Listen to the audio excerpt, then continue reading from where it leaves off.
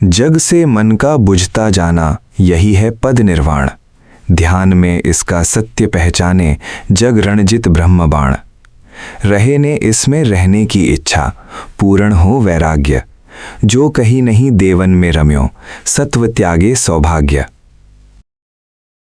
संसार के सब फलों से उत्तम अपनी आत्मा में ही स्थायी, सदा बनी रहने वाली शांति और सुख रूप फल को पाने के लिए जहाँ तक कि मन को उठाते जाना है, उसी की सीमा यह पद्य दर्शा रहा है।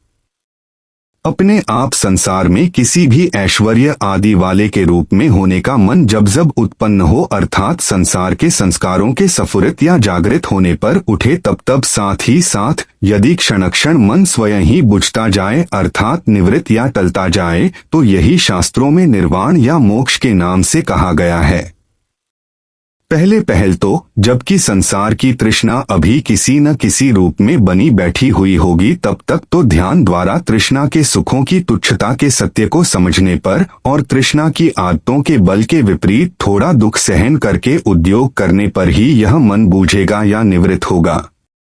परंतु जब साधन द्वारा धीरे धीरे तृष्णा की शक्ति क्षीण हो गई, तो क्षण क्षण स्मृति या मन की उपस्थिति रखने पर ही सब तृष्णा के बंधन का संस्कार अपने आप बिना सोचे विचारे या ज्ञान उपजाए भी मिटने लगेगा। केवल दृष्टि अवश्य जागृत रखनी पड़ेगी। जब यह मिटता जाएगा तो क्षण क्षण मोक्ष या निर्वाण का सुख भी प्रकट अनुभव में आएगा। तृष्णा की छिपी हुई शक्ति आदत वाले मन में झलकती है, जबकि तृष्णा मन को व्याकुल सा बना देती है।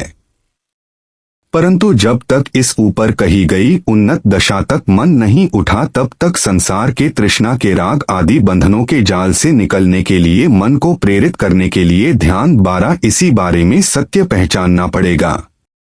अर्थात तृष्णा पूरी करते रहने के सुख रूप फल की तुच्छता का सत्य ध्यान में विचार जगाकर अंतर्दृष्टि या प्रज्ञा द्वारा पहचानना पड़ेगा। अंतर्दृष्टि ही इस तृष्णा के सुख को अंत समय के बड़े भारी दुख के बंधन के रूप में दिखलाएगी। तब उसी तृष्णा के सुख के साथ बंधा दुख ध्यान दृष्टि में प्रकट देखकर साधक पुरुष उसके भय से ही तृष्णा से मुक्ति चाहेगा और उसके सुख को दूर से ही नमस्कार करके पीछे हटने या इससे टले रहने के दुख को भी स्वीकार करेगा। यह जो दुख है वह तो तृष्णा के दुख की अपेक्षा एक कण भर ही होगा, परंतु तृष्णा के सुख के अंत होने का दुख मन भर। इच्छा पूर्ति, वैर की पूर्ति या मान आदर आदि के कारणों से मन संसार में क्या होना चाहता है, उत्तेजना या जोश उसे बुरी प्रकार से प्रेरित करके जग में धकेलते हैं। इन सब से बचने के लिए धैर्य धरकर ध्यान द्वारा इस सत्य को पहचानना होगा कि जिधर मन संसार में सुख देखता है, वह सुख तो केवल प्रतीति में या केवल एक चमक मात्र में ही है, परंतु उस संसार में होने का दुख अनंत है। यही सत्य की पहचान अपने मन को बलपूर्वक भी संसार के चक्कर में रूलने से संभाले रखेगी। इसी से जग के साथ जो रण है, अर्थात जगत अपनी ओर खींचता है, मोक्ष चाहने वाला उससे बचना चाहता है, यही इस जगत के साथ रण या युद्ध है। उसको जीतने के लिए यही सत्य दर्शन ब्रह्मा बाण का कार्य करेगा। शास्त्रों में ब्रह्मास्त्र या ब्रह्मा बाण अमोघ कहा गया है, अर्थात यह अपना काम करने में कहीं भी विफल नहीं होता। इसीलिए सत्य दर्शन या सत्य के प्रकट ज्ञान को ब्रह्मास्त्र की उपमा दी गई कि यह भी यदि प्रकट हो गया तो जगत के साथ होने वाले इस रण में हमारी जीत ही करेगा। परस्पर जीवों में एक दूसरे के स्वार्थों के संघर्ष की उलझन रूप भी ऐसा ही अशांत करने वाला रण है, जो कि संसार में ही बने रहने की इच्छा रखने पर कभी भी जीता नहीं जा सकता। अर्थात जब तक कि आप पूर्ण वैराग्य रखकर इस संसार की सकल तृष्णा के बलों से मुख नहीं फेर लेते तथा अपनी ही आत्मा का सुख नहीं खोजते, तब तक इस जगत के रण से आपका पीछा नहीं छूटेगा और किसी न किसी रूप में इसी संसार के द्वंद्व रूप दुख में ही बसे रहने की तृष्णा बनी रहेगी। इसी वार्ता को कहा है कि यहाँ सत्य ज्ञान के लिए ध्यान जगाएं कि संसार में जो जगत के साथ रण या इसके द्वंद्व में रहने की इच्छा है, यह अत्यंत शांत हो जाए। द्वंद्व शब्द का प्रयोग करने का यहाँ यह भाव है कि आप अपने को कुछ अन्य समझकर उसी अपनी समझ से ही दूसरे को अपने मन के अनुसार ही सत्ता देते हैं और उससे किसी न किसी रूप में इसी संसार के द्वंद्व रूप दुख में ही उलझे बैठे हैं। वह दूसरा भी अपनी समझ के अनुसार आपको कुछ और ही समझकर सुबह आपसे उलझ रहा है। इस प्रकार दोनों दो के अपने अपने भाव में झगड़ेबाजी में पड़े पड़े दुखी होते हैं। यही द्वंद्व शब्द का तात्पर्य यहाँ समझना चाहिए। यही इस जगत के द्वंद्व में रहने की इच्छा को अत्यंत शांत करने का भाव ही यहाँ पर पूर्ण वैराग्य के नाम से शास्त्रों में कहा गया है। यही तक हमें भी मन को उठाना है कि तृष्णा की सूक्ष्मता का लेश भी न रहे। वैराग्य होने पर भी यदि अभी आपको पूर्ण वैराग्य नहीं हुआ तो किसी न किसी लोक में ही अभी आपको खोना पड़ेगा, परंतु यदि पूर्ण वैराग्य हो गया तो आप संसार की सत्ता या हस्ती ही नहीं देखेंगे। आपको संसार मिथ्या प्रतीत जान पड़ेगा। केवल ज्ञान द्वारा बुद्धि सत्व या बुद्धि द्वारा दी गई हस्ती रूप सत्व ही सब स्थानों पर लीला करता दिखेगा। यदि यहाँ तक अभी मन नहीं उठा तो आप कहीं किसी न किसी देवलोक को ही अपनी साधना के अनुसार प्राप्त होंगे। यदि इन सब देवलोक या स्वर्गलोक, ब्रह्मलोक, बैकुंठ या विष्णुलोक एवं शिवलोक आदि में मन नहीं रमा या न अटका तो जगत की सत्ता और साथ ही साथ जगत में बने रहने की अपनी इच्छा या सत्ता को भी त्याग कर मोक्ष को प्राप्त होंगे। रहे ना जग में रहने की इच्छा। इस पद्य के शब्द समुदाय का यह भाव नहीं कि जगत में दुख देखकर मरने की इच्छा करना, परंतु इसका यह भाव है कि संसार के किसी भी बड़े से बड़े सुख को पाने के लिए मनुष्य व्यर्थ में अपने जीवन या शक्ति को न खोए अथवा किसी भी पद, ऐश्वर्य, अधिकार आदि के सुख को पाने के लिए संसार में बने रहने की इच्छा रखना, यह सब नहीं रहना चाहिए। क्योंकि इन सब सुखों के साथ या संसार में इन्हीं के कारण से होने या बने रहने के साथ अंत में बड़े से बड़ा दुख भी है और इन सब का सुख भी रहने का नहीं है। इसलिए इन्हीं के कारण संसार में होने की या रहने की इच्छा भी नहीं रहनी चाहिए, पूर्ण वैराग्य होना चाहिए। परंतु यह होगा तब जब आप ज्ञान की भक्ति करेंगे तथा सत्य को सम्मुख रखेंगे, तब यह वैराग्य उपजेगा। नहीं तो दूसरों को उनमें चिपके देखकर अपनी भी वैसी ही इच्छाएं मृत्यु में भी साथ जाएगी और पुनः संसार में ही वैर, विरोध, लड़ाई, झगड़ों में दुखी करती रहेगी। यही सब इस शब्द समुदाय का भाव है। इस पूर्ण पद का यही भाव है कि संसार में अपने आप को बनाए रखने का मन तक भी न रहे। संसार में रहने के लिए जो कारण है वह इसी संसार का दुख है, जो कि संसार में रहते रहते कभी भी नहीं टलता। एक दूसरे में होना, उनकी ही कल्पना की मैं या हस्ती को धारण करना इत्यादि ध्यान में इस संसार से मुक्त होने के अनुकूल सत्य स्वयं बुद्धिमान पुरुष परखे, सत्य उपजाकर पूर्ण वैराग्यवान हो, तब पुनः सकल संसार के स्वरूप को भी पहचाने की यह क्या है। तब पुनः यह सब सुखों वाला संसार केवल मिथ्या, स्वपन के पदार्थों के समान ही निश्चय में आए और तेरी मेरी भी इसमें वैसी ही मिथ्या दिखे।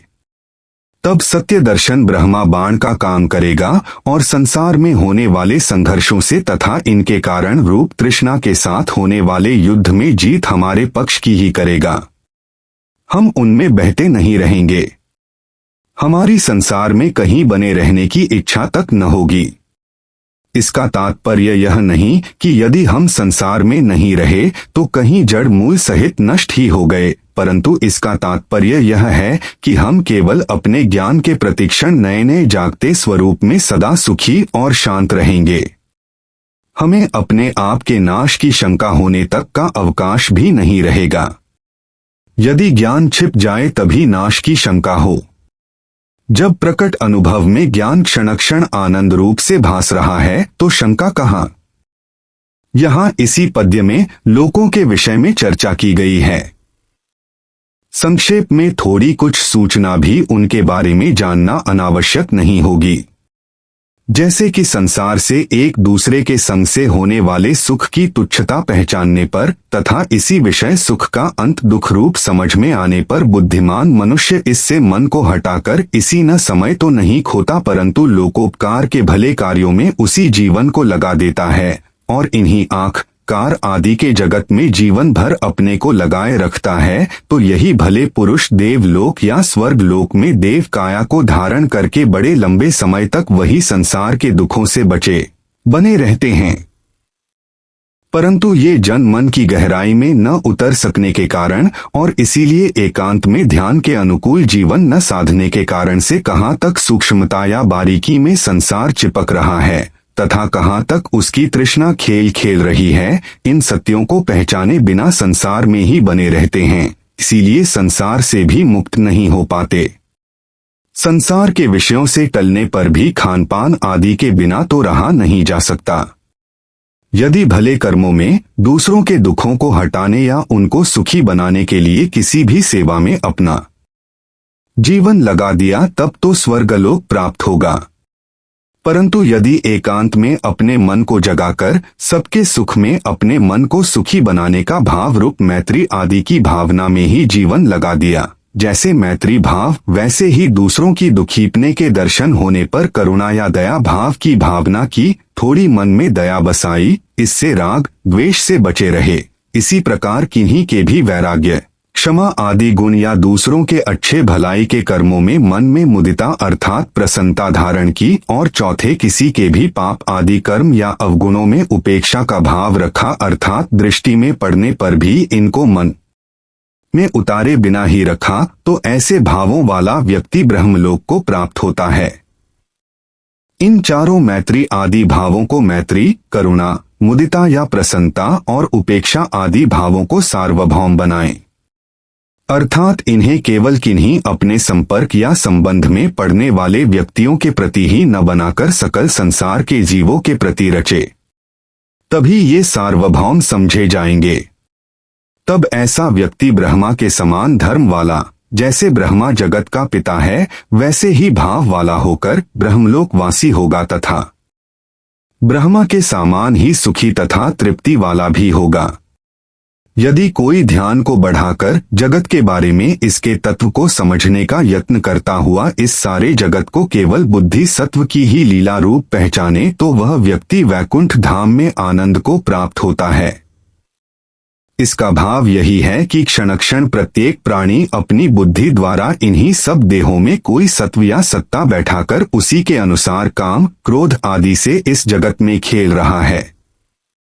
पिता, पुत्र, मित्र, वैरी यह सब भाव बुद्धि या समझ में ही बालपन से बैठकर अपने ही ढंग से जीवों को कर्म चक्र में डालकर संसार का स्वरूप मनुष्य में खड़ा कर देते हैं।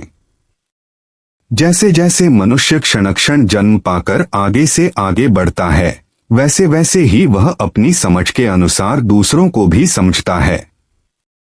समझकर वैसे ही अपने भाव के अनुसार काम, क्रोध आदि को अपने में जनाकर संसार में क्रीड़ा करता है। जब यही सब संसार का सत्य है, तो फिर यह संगलीला इसी सत्व या सत्ता की ही हुई जिसके सहारे सारे प्रीति आदि के भाव और काम, क्रोध आदि विकार जन्मते हैं। यही सब संसार का स्वरूप है। तू, मैं, तेरी, मेरी सब इसी में वही सत्वरूप भगवान विष्णु ही सब में प्रकट करता हुआ खेल रहा है, दूसरा कोई नहीं। फिर किससे राग, किससे द्वेष? यही सब वैकुंठवासी भक्तों का ज्ञान है। यह भी संसार में ही है। इन सब भावों से या भावना से शांत होकर निद्रा में भी सावधान रहने वाले शिवलोकवासी हैं। जो सब में सम, दुख सुख में भी अपने में केवल ज्ञान मात्र ही पहचानते हैं, वे जन सत्व को भी पार करके मुक्त हो जाते हैं, पुनः संसार में नहीं आते।